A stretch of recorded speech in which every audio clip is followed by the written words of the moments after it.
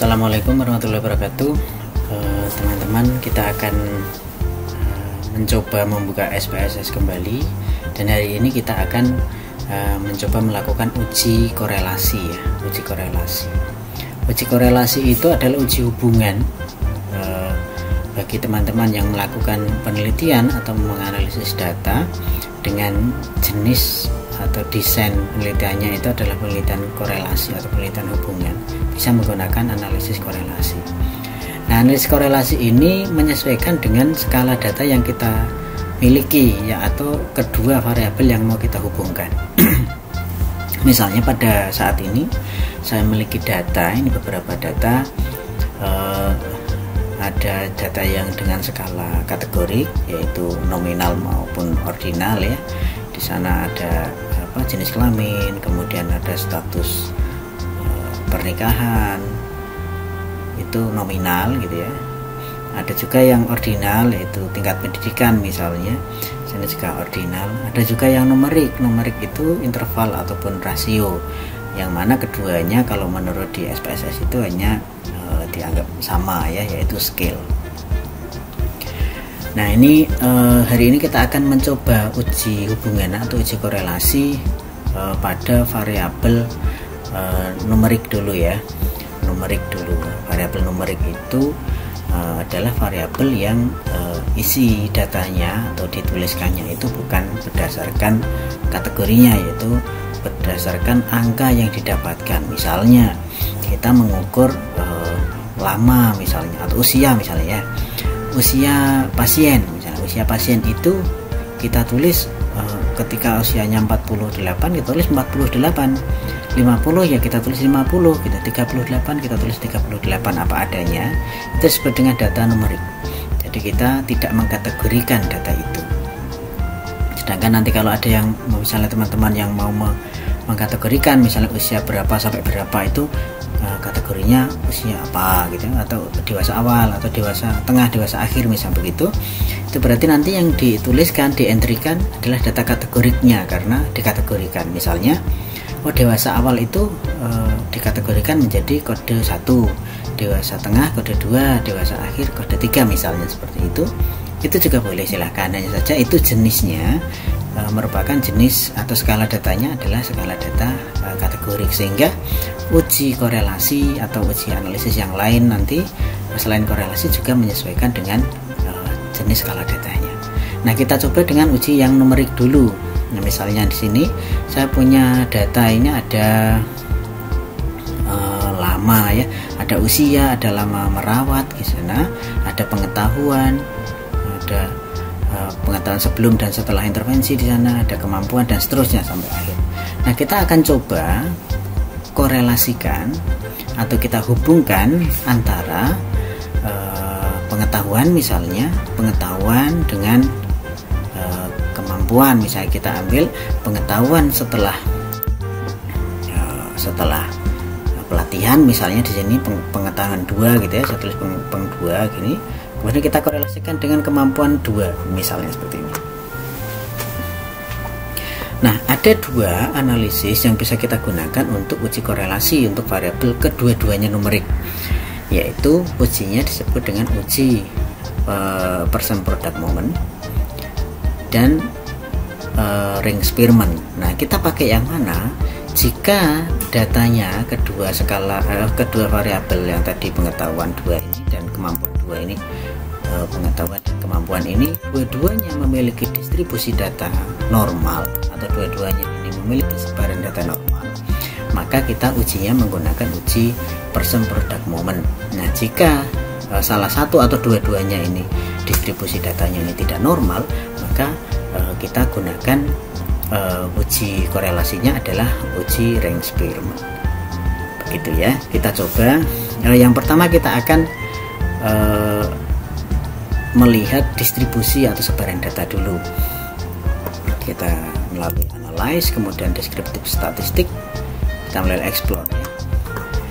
Kemudian kita masukkan di sana ya, bisa saja masukkan yang tadi mau kita uji, yaitu pengetahuan, pengetahuan yang kedua, kemudian kemampuan nih yang kedua. Nah, ini dua-duanya ini mau kita uji atau kita nilai sebaran datanya ini normal atau tidak gitu ya. Kita masuk ke plot, kemudian di checklist di normality plot with test ini kita checklist atau kita contreng, kemudian kita klik continue, kemudian klik OK.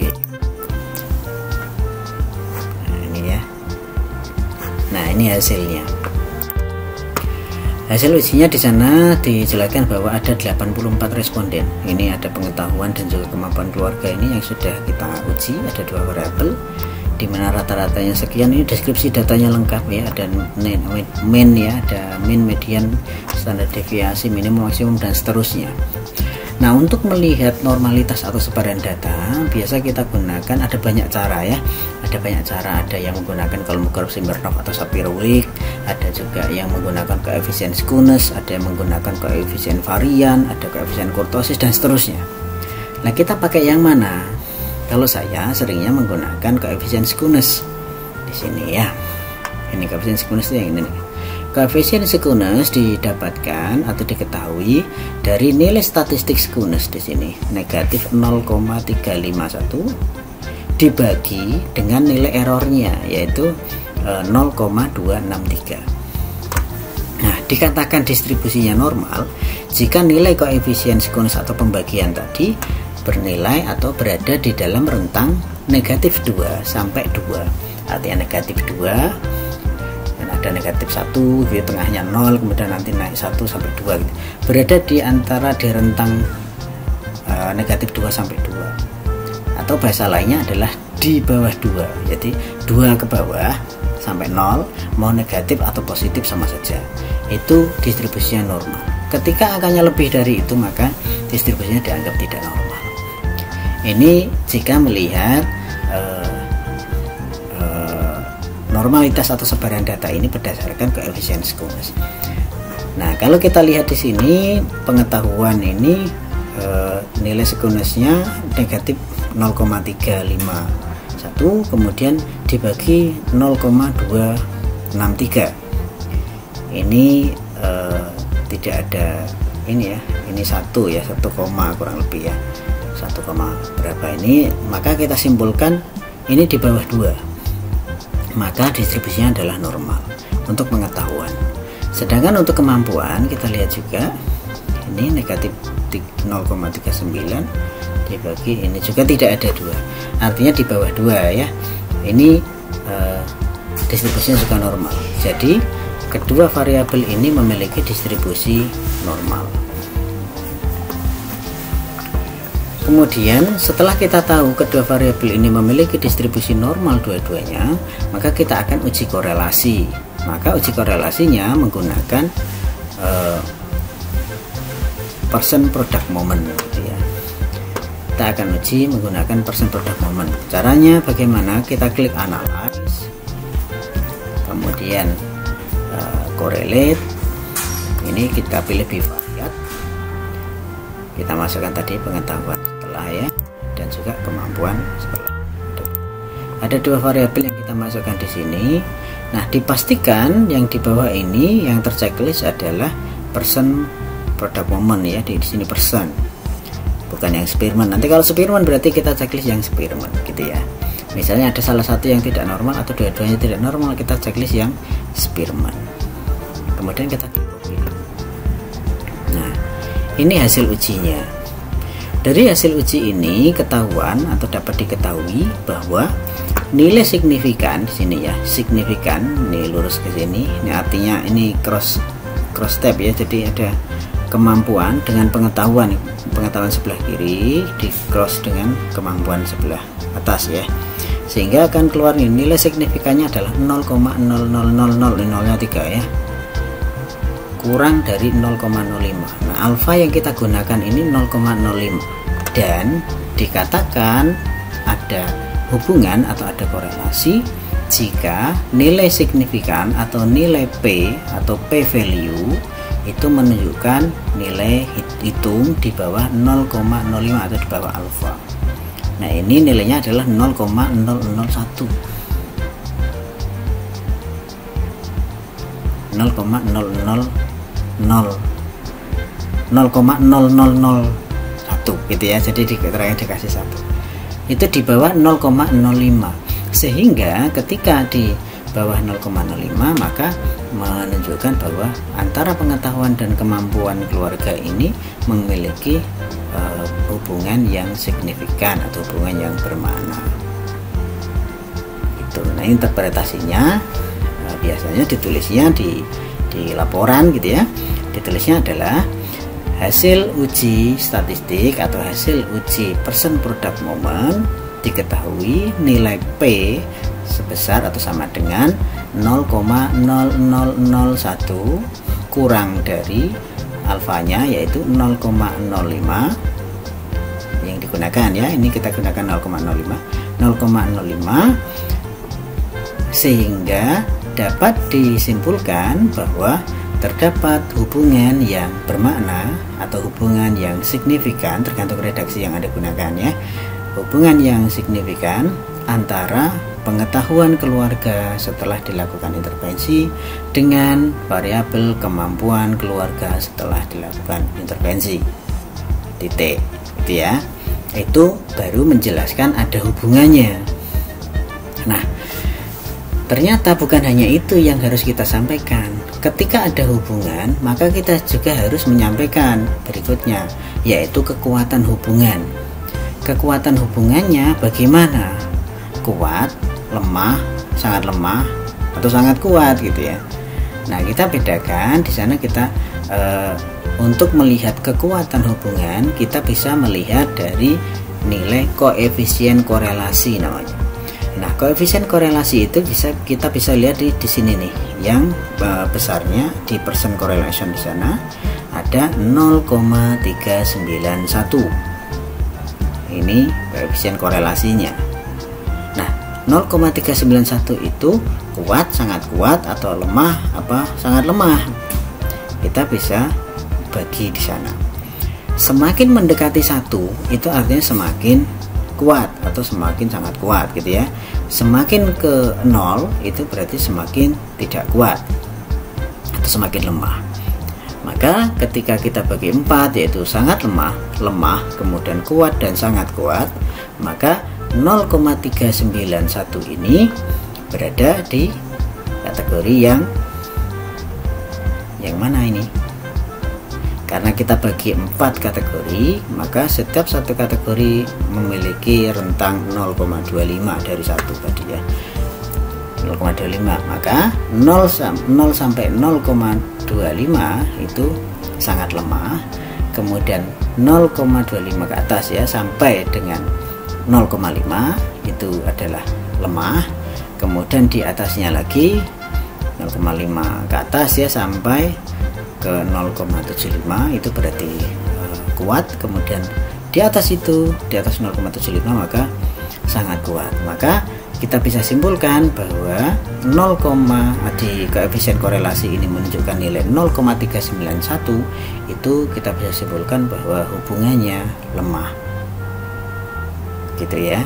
Jadi dilanjutkan dengan interpretasi tadi yang awal bahwa tadi ada hubungan yang bermakna begitu ya atau signifikan antara variabel pengetahuan keluarga setelah intervensi dengan variabel kemampuan keluarga setelah intervensi.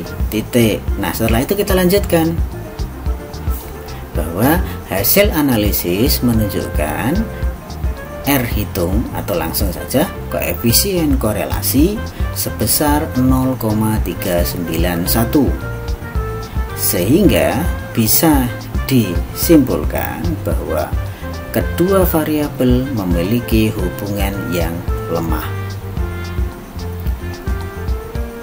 Nah, namun ini masih belum selesai, jangan selesai dulu ya.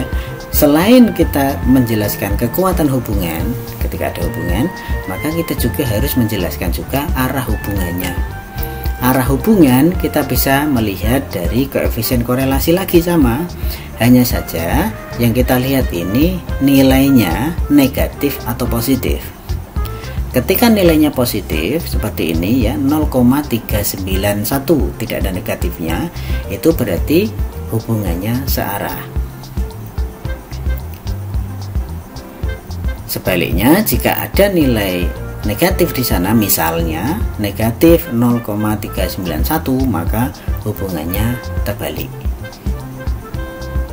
Itu ya. Nah, kita lanjutkan interpretasi yang tadi sebelumnya, bahwa tadi sudah ada bahwa kekuatan hubungannya adalah lemah. Titik. Nah, berikutnya kita lanjutkan.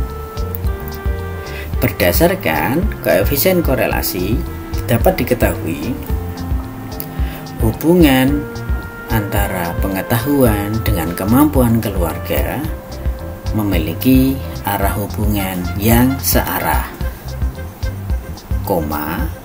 Kita jelaskan searah itu maksudnya apa. Yang artinya atau yang berarti bahwa ketika terdapat peningkatan nilai atau skor dari pengetahuan, maka terdapat peningkatan juga atau peningkatan nilai atau skor juga dari kemampuan keluarga. Ini jika hubungannya searah. Jika terbalik bagaimana? Misalnya miliki arah hubungan yang terbalik.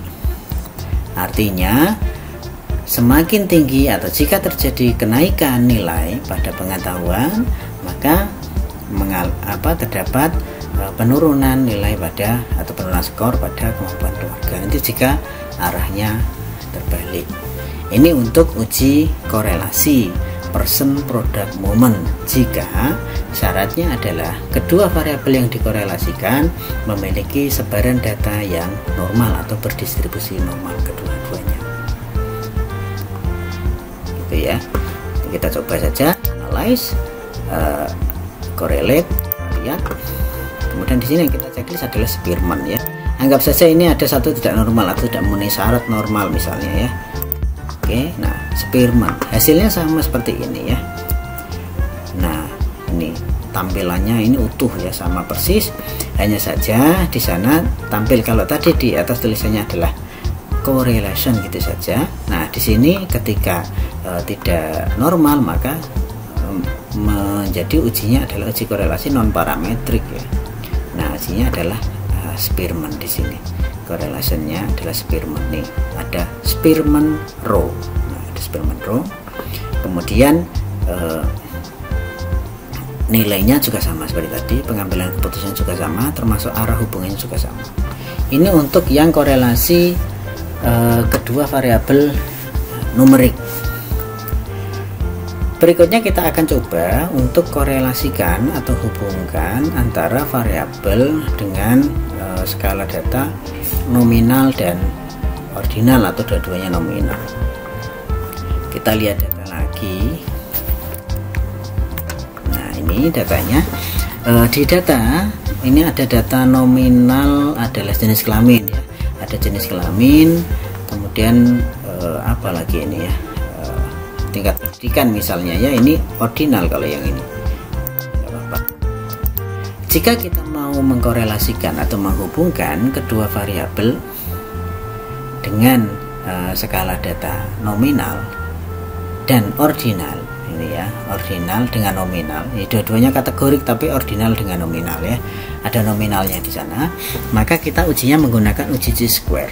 Nah, chi-square itu bisa kita akses atau bisa kita cari melalui analyze, deskriptif statistik, dan cross-tab. Analyze, deskriptif statistik, cross-tab.